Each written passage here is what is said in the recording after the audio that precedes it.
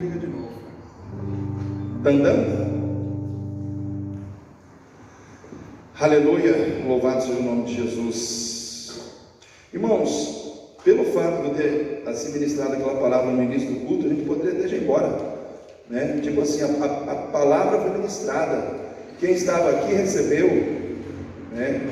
E enfim, Deus falou aos nossos corações, mas Deus me trouxe uma palavra ainda para ministrar nesta noite, lá no Salmo 46, um dos salmos que mais eu gosto na Bíblia. Salmo 46 não é um salmo de Davi, né, por incrível que pareça, porque a grande maioria dos salmos são de autoria de Davi. Esse salmo é um cântico, e é um cântico feito em alamote, dado aos cantores da tribo de Coré, para louvarem e engrandecerem a Deus diante de uma grande vitória dada ao povo de Deus diante de Senaqueribe. Esse cântico, ele tem, vamos dizer assim, a sua base, o seu fundamento na experiência de vitória que o povo obteve com Deus, junto com Ezequias, o rei Ezequias, diante de Senaqueribe, o rei da Síria, né? Então, irmãos, quem não sabia, vamos dizer assim, da onde surgiu esse salmo, agora está sabendo. Esse salmo ele é um cântico de inspiração, de louvor, aonde o salmista canta ao Senhor, declarando com toda a força dos seus pulmões: Deus é nosso refúgio e fortaleza. Não importa a circunstância, Deus é nosso refúgio e fortaleza. Então eu quero começar aqui a leitura do Salmo 46, dizendo exatamente isso. No verso 1, porque os outros livros da Bíblia são versículos, no livro de Salmos é verso, né? Porque o livro de Salmos é um livro poético, é um livro de cânticos. Então, no verso 1, diz assim: Deus é o nosso refúgio e fortaleza, socorro bem presente na angústia. Portanto, não temeremos, ainda que a terra se mude, e ainda que os montes se transportem para o meio dos mares, e ainda que as águas rujam e se perturbem, e ainda que os montes se abalem pela sua braveza.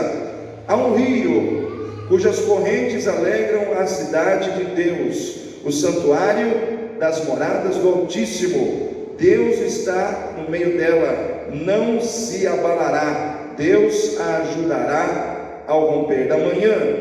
Os gentios embraveceram, os reinos se moveram. Ele levantou a sua voz e a terra se derreteu. O Senhor dos exércitos está conosco. O Deus de Jacó é o nosso refúgio. Amém, irmãos? Quem é o teu refúgio? O Senhor. Quem é o teu refúgio, Vitor? O Senhor exaltado nas batalhas, o Senhor Jeová Nissi, a nossa bandeira, Jeová Jireh, o nosso provedor ou a nossa provisão, Jeová Shalom, o Senhor é a nossa paz, Jeová Tsidkenu, né? O Senhor é santo, o Senhor que age com santidade, o Senhor Rafá, o Senhor que te cura, o Senhor que te sara, né? O Senhor é o nosso refúgio. Amém, igreja? Glória a ti, Senhor. Tu és o nosso refúgio e a nossa fortaleza. Irmãos, esse salmo aqui é uma declaração, irmãos, de vitória em Deus. É uma total declaração de confiança no Senhor. Irmãos, e como eu já disse agora há pouco, esse salmo ele surge ali daquela batalha, irmãos. Se você vai lá em Isaías capítulo 36 e capítulo 37, eu dou um endereço, mas você não vai abrir agora, lê em casa, só para você saber o que aconteceu. Diz a palavra de Deus, irmãos, que o rei da Síria, Senaqueribe, com uma multidão de soldados, mais de 200 mil soldados, cercou Judá. E ali, irmãos, Rabsaque, o seu mensageiro, ele foi lá, irmãos, para colocar no coração do povo de Deus medo, para tirar do povo de Deus a confiança em Deus. E Rabsaque, como aquele mensageiro de Senaqueribe, ele chega lá, irmãos, dentro da cidade, ele vai ali como enviado, mensageiro do inimigo, para dizer ao povo: não pensem que Ezequias vai livrar vocês, não deixem que Ezequias engane vocês, porque ele não livrará vocês das mãos de Senaqueribe. E realmente, irmãos, Rabsaque estava certo. Ezequias não tinha o poder de livrar ninguém das mãos de Senaqueribe, mas ele esqueceu que quem livra o povo de Deus não era Ezequias, é o Deus de Ezequias. Não era Ezequias que iria livrar o povo, mas o Deus que estava por trás de Ezequias. Eu quero dizer para você nessa noite, existe um Deus por trás da sua vida. Às vezes o inimigo vem te afrontar, às vezes o inimigo vem dizer para você que você não vai conseguir, que você não vai vencer, que você não vai escapar, mas o inimigo não sabe que por trás de você existe alguém muito poderoso para te honrar. E ali, irmãos, Rabsaque desafia o povo de Deus. E é interessante que Ezequias, ele ainda diz para Rabsaque: não fale na nossa língua, para que o povo não entenda. Fale em sírio, para que o povo não desanime. E Rabsaque fez exatamente o contrário. Ele falou: não estou aqui para atender o seu comando, eu estou aqui para atender o comando de Senaqueribe. E Rabsaque falou exatamente na língua judaica e disse: vocês estão perdidos. E naquele momento diz a palavra de Deus, irmãos, que depois que Rabsaque saiu, Ezequias foi e rasgou as suas vestes diante de Deus e clamou ao Senhor. Muitas vezes, irmãos, nós temos que rasgar, irmãos, a nossa capa. Sabe aquela capa de crente santo que não é santo? Sabe aquela capa de crente humilde que não é humilde? Sabe aquela capa de crente consagrado que não é consagrado? Sabe aquela capa de crente que é e não é? A gente tem que rasgar, irmãos. Existem momentos na nossa vida que a gente tem que rasgar a nossa capa, tirar, irmãos, todas as nossas vestes que muitas vezes estão sujas e nos despir diante de Deus, porque diante de Deus nós estamos nus. Ele nos vê, Ele sabe quem nós somos, mas Ele fica feliz quando nós sabemos que Ele sabe.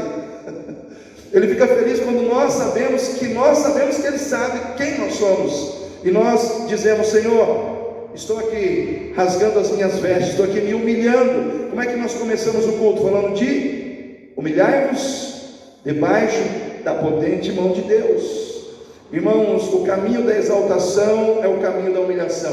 O caminho da exaltação, ou para a exaltação, é o caminho da humilhação.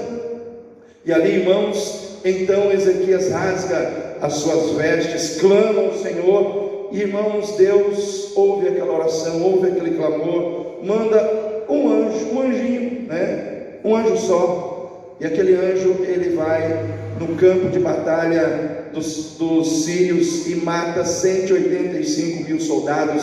De manhã o povo acorda, só tem corpos deitados no chão, porque um anjo, irmãos, é capaz de vencer um exército por causa do clamor e da oração de um crente.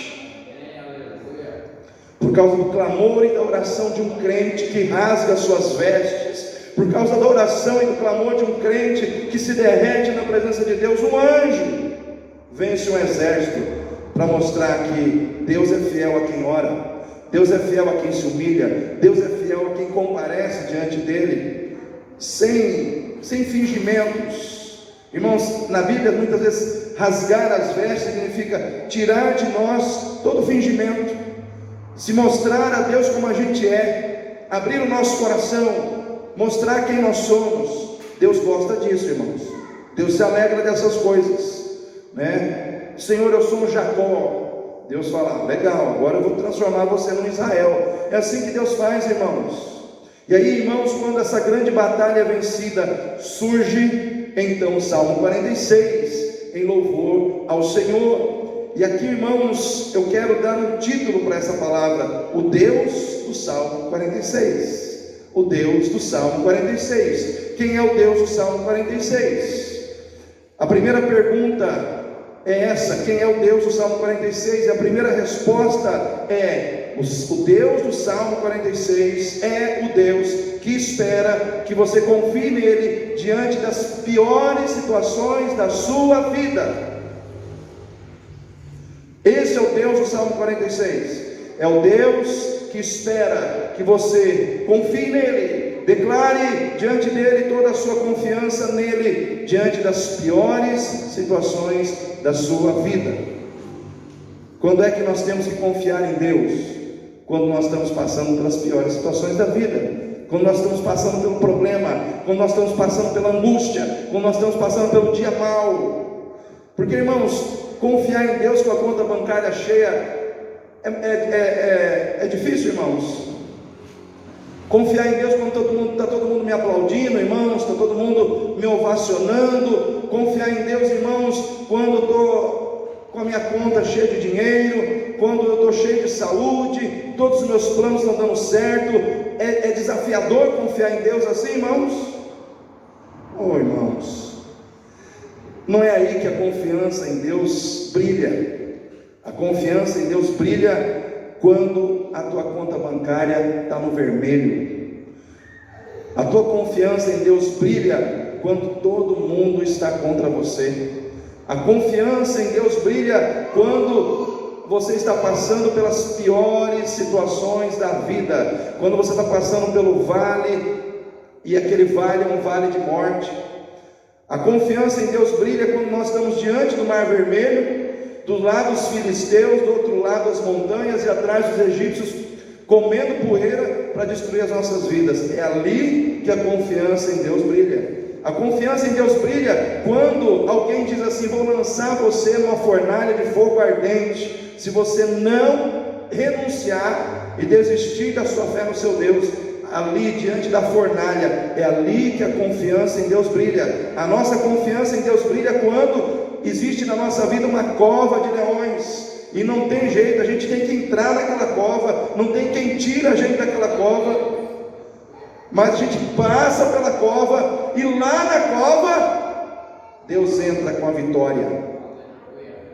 Porque Deus não é Deus de muitas vezes livrar o crente de passar pela cova, mas Ele é o Deus de entrar na cova e dar vitória na cova.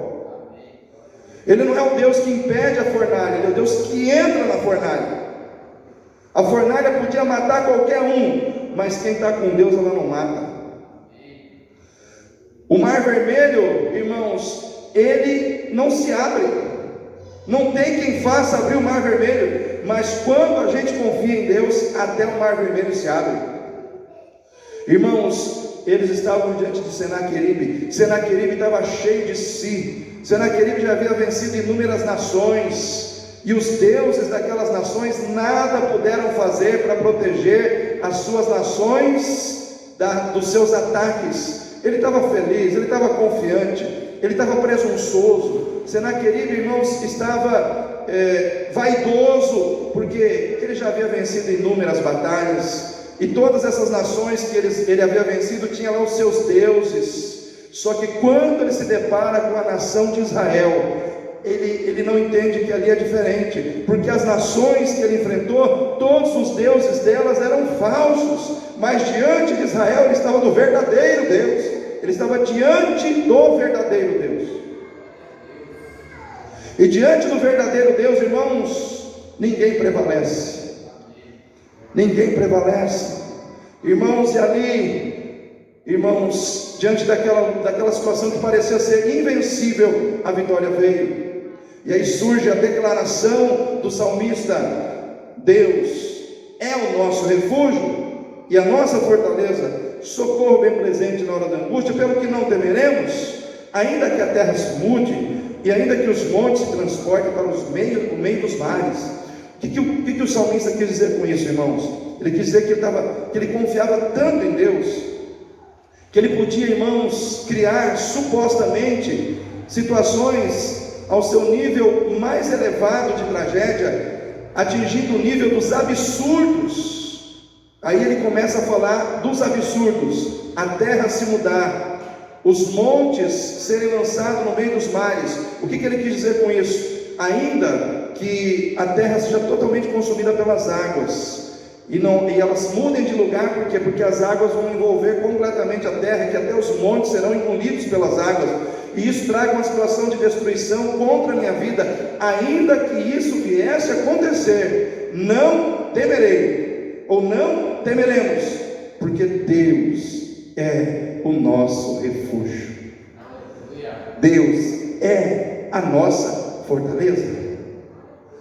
Eu quero dizer para você, queridos, ainda que o mundo fica tomado pela Covid, ainda que surja uma doença pior do que a Covid, ainda, irmãos, que a situação financeira do país seja a situação mais caótica possível, não temerei. Deus é o meu refúgio, Deus é a minha fortaleza. Não tem Covid, não tem super Covid, não tem Covid ao quadrado, não tem, irmãos, problema que Deus não possa vencer. É isso que nós temos que declarar. A confiança em Deus, ela deve aparecer quando? Quando tudo está ruim, quando a situação está ruim, quando eu estou triste, quando as coisas que eu não queria que acontecessem acabaram acontecendo. Você acha, irmão, que Ezequias queria um exército de 200.000 homens cercando a cidade de Judá, ofendendo, zombando? Não queria, mas aconteceu. Eu quero dizer para você que tem muita coisa que você não quer, mas que Deus vai permitir acontecer, só para que você possa declarar em alto e bom som que Ele é seu refúgio e fortaleza, socorro bem presente na hora da sua angústia. Deus é fiel mesmo quando nós somos infiéis. Deus permanece fiel. Deus é amigo das horas certas, das horas incertas, de todas as horas. Deus é o teu amigo. Naquele momento em que ninguém estava segurando na tua mão, a mão de Deus estava segurando você debaixo dos seus pés. Às vezes você queria alguém segurando na tua mão, Deus estava carregando você nas mãos. Nós precisamos entender que Deus não nos abandona, jamais nos abandonou e jamais nos abandonará. Ainda que você esteja passando pelo vale da sombra da morte, diga como Davi disse: Senhor, não temerei, ainda que eu passe pelo vale da sombra da morte, não temerei, não temerei, porque Tu estás comigo. A Tua vara e o Teu cajado me consolam. Davi não disse que ele não temeria o vale da sombra da morte porque ele estava cheio de soldados ao seu lado.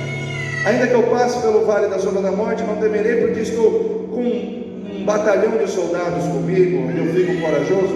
Não temerei o vale da sombra da morte porque eu tenho muito ouro, muita prata, eu tenho muitos recursos financeiros. Não foi por isso, irmãos. Davi não disse não temerei o vale da sombra da morte porque eu sou um homem que tem uma saúde de ferro. Ele disse: eu não temerei o vale da sombra da morte, porque Tu, Senhor, estás comigo. Saiba quem está contigo hoje, saiba quem caminha com você hoje, saiba quem está passando com você hoje pelo vale. Saiba quem Ele é, saiba quem Ele é, quem Ele pode, o que Ele pode fazer. Quem estava passando com Davi pelo vale era o Senhor da sua vida, o seu pastor. O Senhor é o meu pastor, nada me faltará. Eu quero dizer para você, querido, nada te faltará. O Deus do Salmo 46 é o Deus que espera que você confie nele diante das piores situações que você possa estar passando. Quem já passou por situações terríveis aí, difíceis? Todos nós, irmãos, todos nós. E hoje, com essa questão da Covid, parece que a situação da morte ficou muito corriqueira, né, na vida das pessoas. O Márcio, que é o primo, que foi criado como irmão da Marlene, está lá no hospital. Entuba, não sei se já foi entubado, não sei como é que ele está, ele estava no oxigênio, foi para UTI, né? Situação difícil, né? Minha sogra está lá, bastante abalada assim com essa situação, e a gente orando, né? Oramos ontem à tarde, oramos, irmãos, hoje, estamos orando em muitos momentos do dia, né? Colocando essa situação diante de Deus, mas Deus é nosso refúgio e fortaleza. Deus é nosso refúgio e fortaleza. Ele sabe, Ele está no controle de todas as coisas. temos que confiar nele, temos que acreditar que ele é Deus. Ele não é Deus para abrir só mares, ele não é somente Deus para mandar um anjo e vencer um exército. Ele é Deus que cura, ele é Deus que sara, ele é Deus que restaura, ele é Deus que levanta o caído, ele é Deus que está ao lado daqueles que estão quase vacilando e caindo diante das suas adversidades. O Deus do Salmo 46 é o Deus, irmãos, que nos ajuda ao romper da manhã. É o Deus que nos ajuda ao início de um novo dia. Irmãos, existe uma experiência que nós vivenciamos todos os dias, que é ver o sol nascer. Sim ou não, irmãos? O sol nasce ou não nasce todos os dias? Teve algum dia que o sol deixou de nascer, irmãos? Se teve, ninguém me avisou. Eu nunca vi. Todos os dias o sol nasce, e com o nascimento do sol começa um novo dia. E quando eu falo do novo dia, eu estou falando da parte iluminada do dia. A gente sabe que o dia mesmo começa às 0 horas e 1 minuto, mas eu estou falando do dia iluminado, né? Aquela parte iluminada do dia que começa de manhã e se encerra mais ou menos às 18 horas da tarde. Irmãos, o Deus do Salmo 46 é o Deus que nos dá a sua ajuda ao início de cada novo dia.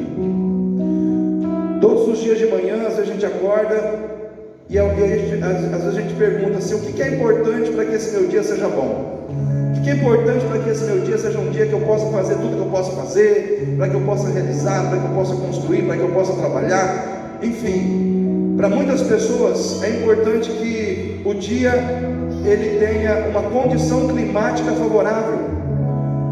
O que é isso, pastor? Céu azul, azulzão de brigadeiro, sol brilhando, iluminando o nosso dia, aquecendo o nosso dia, nos dando condição de ir, de vir, para onde a gente precisa ir, aonde a gente precisa chegar. Isso é importante.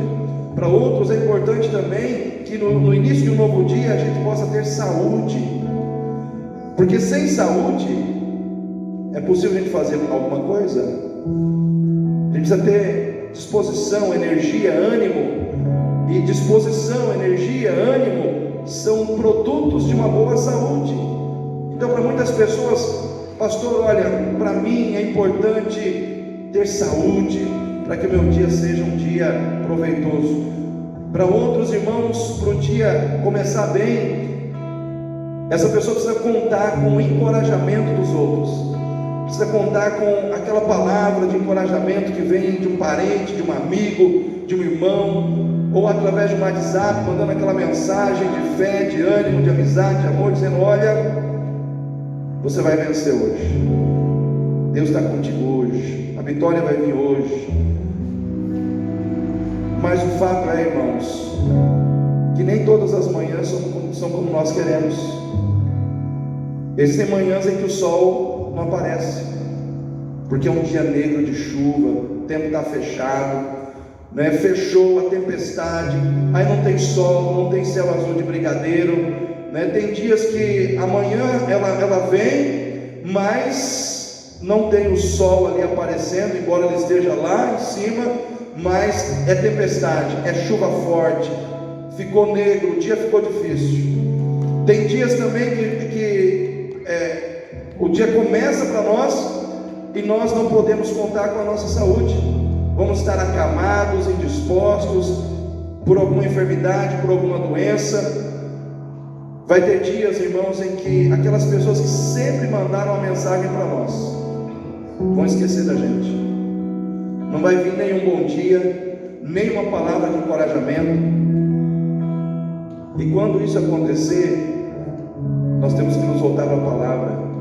Nós temos que nos voltar para esse texto aqui e entender que faça chuva ou faça sol, tenhamos saúde ou não, recebamos ou não o reconhecimento e encorajamento das pessoas, existe algo que nunca vai nos faltar, porque é uma promessa de Deus. E essa promessa é que faça chuva ou faça sol, tenhamos saúde ou não tenhamos saúde, tenhamos apoio ou não das pessoas, todas as manhãs nós receberemos a ajuda de Deus. Não importa importa se o dia está negro com tempestade, não importa se você amanheceu doente, não importa se as pessoas esqueceram de você e ninguém mandou uma palavra de encorajamento para você. O que importa é que Deus te ajuda todas as manhãs. Todas as manhãs Deus te ajuda. Hoje Deus te ajudou.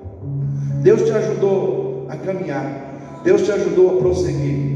Deus te ajudou a permanecer firme diante dos seus problemas. Deus te ajudou a não desistir das situações importantes da sua vida que precisavam ser preservadas. Sabe por que você não desistiu do seu casamento ainda? Porque Deus está te ajudando. Sabe por que você não desistiu de muitas coisas na sua vida? Porque Deus está te ajudando todas as manhãs. Todas as manhãs Deus está te ajudando. E tem duas maneiras que Deus age para nos ajudar dentro desse texto. Para mim são tremendas. Duas eu quero enfatizar. Primeiro, Deus te ajuda liberando um rio de vida sobre a tua vida. Porque diz assim a palavra de Deus, versículo 4: há um rio cujas correntes alegram a cidade de Deus, o santuário das moradas do Altíssimo. Deus está no meio dela, não será abalada. Deus ajudará ao romper da manhã. Há um rio que sai do trono de Deus. Esse rio é um rio de vida.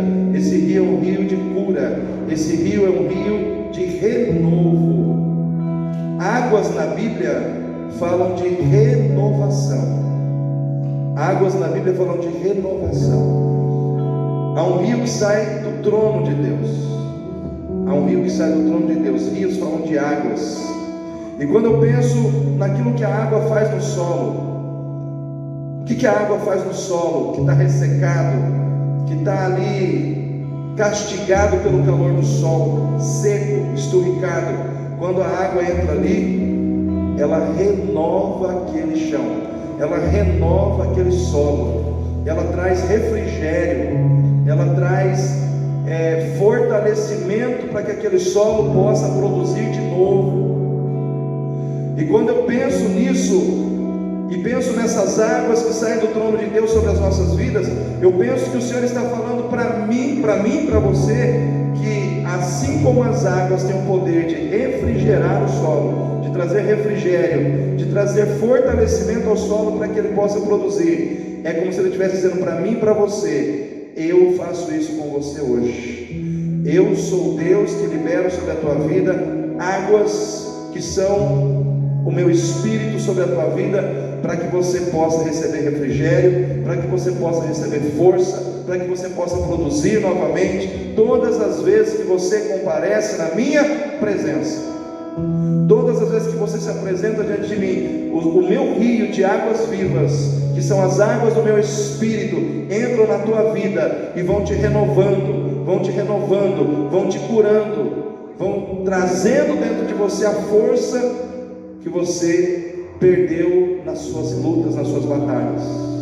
Todas as vezes que eu me apresento diante de Deus triste, desanimado, cansado, abatido, Deus me renova. Como é que Deus me ajuda hoje? Como é que Deus te ajuda hoje? Renovando as suas forças, para que você possa vencer, para que você possa continuar. Porque aqueles que esperam no Senhor, que diz a palavra de Deus, renovarão as suas forças, voarão com asas como de águias, correrão e não se cansarão, andarão e não se fatigarão. Deus tem renovo para você. O rio, ele sai do trono de Deus. E quem está sentado no trono? A gente tem que pensar que aquele que está sentado no trono, ele é todo poderoso, ele é perfeito, ele é soberano. Mas apesar de toda a sua soberania, toda a sua perfeição, ele se mostra acessível a nós em amor e graça. O mesmo Deus que é poder, ele é amor, e ele está disposto a liberar sobre nós graça, ele está disposto a liberar sobre nós amor, ele está disposto a liberar sobre nós misericórdia, através das águas que fluem do seu rio. Às vezes, diante dos nossos pecados, nós precisamos ser renovados pela graça. Às vezes, irmãos, nós vamos ser levantados, e esse Deus é quem nos levanta, todas as vezes que nós comparecemos diante dele. Eu me lembro do convite de Jesus lá em Mateus 11:28: vinde a mim, todos vós, que estáis cansados e oprimidos, e eu vos aliviarei. O mesmo refrigério que é trazido aqui no Salmo 46, ele é reafirmado por Jesus em Mateus 11:28. Quem está na presença de Deus será refrigerado. Quem está na presença de Deus será levantado. Quem está na presença de Deus receberá alívio das suas cargas. É assim que Deus muitas vezes nos ajuda. Quem quer receber a ajuda de Deus aí? Quem quer receber refrigério de Deus? Aleluia. Queridos, a outra forma de Deus nos ajudar é trazendo sustentação, a certeza de que Ele nos sustentará diante das adversidades, diante das situações dolorosas, diante das situações de sofrimento que possam vir contra nós. Diz assim: há um rio cujas correntes alegram a cidade de Deus, o santuário das moradas do Altíssimo. Deus está no meio dela, não será abalada. Irmãos, aqui, quando fala da cidade de Deus, o santuário das moradas do Altíssimo, está fazendo uma alusão a Jerusalém, o lugar onde Deus visita o seu povo. Nesse tempo, a habitação de Deus era o santuário. E hoje, irmãos, quando nós entendemos que nós estamos na nova aliança, nós entendemos que o santuário onde Deus habita não é mais o templo. O santuário onde Deus habita são as nossas vidas. Então eu quero que você olhe para esse lugar da cidade de Deus, o santuário das moradas do Altíssimo, como a sua vida. E quando nós colocamos Deus no centro da nossa vida, porque está dizendo que Deus está no meio é no centro. Quando nós colocamos Deus no centro, damos a Ele, irmãos, a posição central da nossa vida, porque Deus ele não entrou na nossa vida para habitar num canto da nossa vida, Ele entrou na nossa vida para ser o centro da nossa vida. E quando Ele ocupa o centro da nossa vida, quando nós fazemos dele a pessoa mais importante da nossa vida, quando a nossa vida gira em torno dele, o que é colocar Deus no centro? É você fazer a sua vida girar em torno de Deus. Ele está no centro. Deus promete que tudo que vier contra ti, tudo que bater contra você, não te derrubará, não te abalará.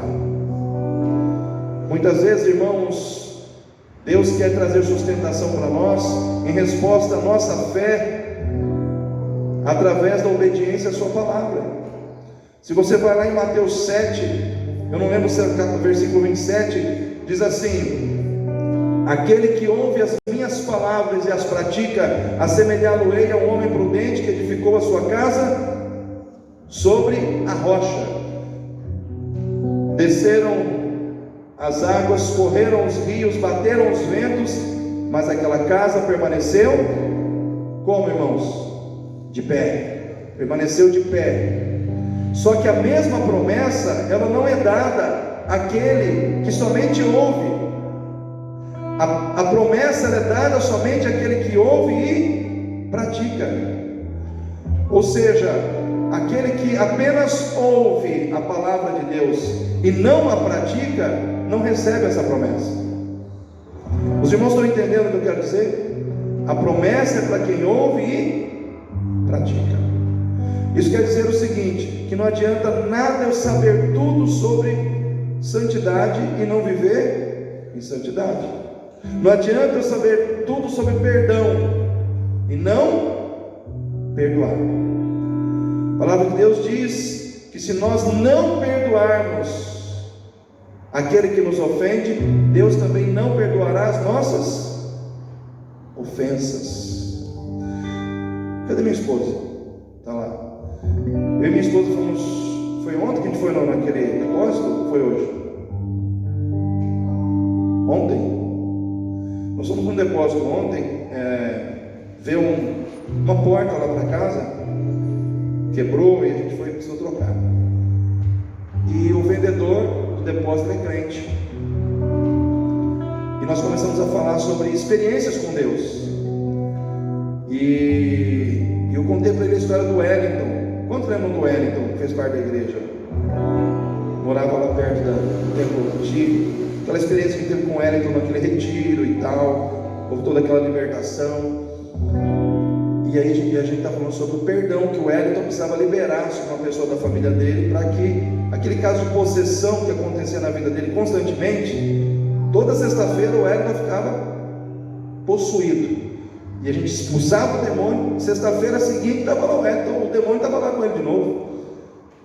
E nesse retiro, não sei quantos estavam no retiro, não sei quantos daqui que estão aqui hoje estavam naquele retiro, mas o demônio tomou o Wellington, levou lá em cima de uma árvore. E lá de cima o demônio falou assim: eu vou matar esse menino jogando ele aqui de cima e vocês vão ser culpados. Olha só como é que o demônio foi ousado conosco. E aí o pastor Luiz estava conosco, orou, falou: Senhor, manda um anjo tirar ele de lá, porque nós não temos como tirar esse rapaz de lá de cima. E ele foi descendo. O anjo veio mesmo, irmãos. A gente viu ele olhar para cima assim e começar a descer. Desceu um anjo ali, até que a gente conseguiu puxar o Wellington da árvore, expulsar o demônio e no dia seguinte falar sobre perdão com ele. E aí quando ele liberou o perdão, ele se libertou. E esse vendedor, ele falou: pastor, o olho dele ficou vermelho assim. Ele falou: estou arrepiado, pastor, sabe por quê? Porque durante 5 anos eu tomei remédio controlado. 5 anos eu tomei remédio controlado por causa de uma mágoa, de um rancor que eu guardei do meu pai. Eu precisei ir para a igreja, eu precisei entender aquela situação do rancor e da mágoa e do perdão que eu não conseguia liberar sobre a vida do meu pai. Quando eu liberei, pastor, nunca mais tomei remédio controlado, porque era espiritual o meu problema. Irmãos, quantos irmãos às vezes dentro da igreja estão carregando problemas espirituais, pensando que são problemas físicos? Às vezes é falta de perdão, rancor, mágoa. E esse vendedor, ele falou assim para mim: pastor, esse negócio de rancor, de mágoa, isso aí, o diabo arrebenta com a vida da gente. Ele começou a falar, irmãos, e não queria parar mais de falar, né? E a gente, que crente, quando começa a conversar, a gente começa, e é claro, a gente precisava sair, ele precisava atender outras pessoas, mas foi tremendo, irmãos, esses momentos. Deus permite a gente vivenciar, para a gente ter testemunhos para contar, para edificar a igreja de Cristo, para que a igreja de Cristo entenda o valor dessas questões, o poder dessas situações na nossa vida. Às vezes nós enfermamos, adoecemos, porque não perdoamos, e isso, irmãos, é terrível.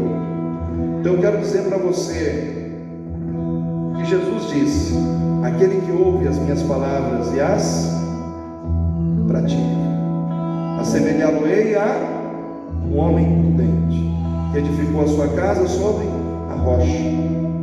Vieram os rios, bateram as águas, bateram os ventos, e aquela casa permaneceu de pé.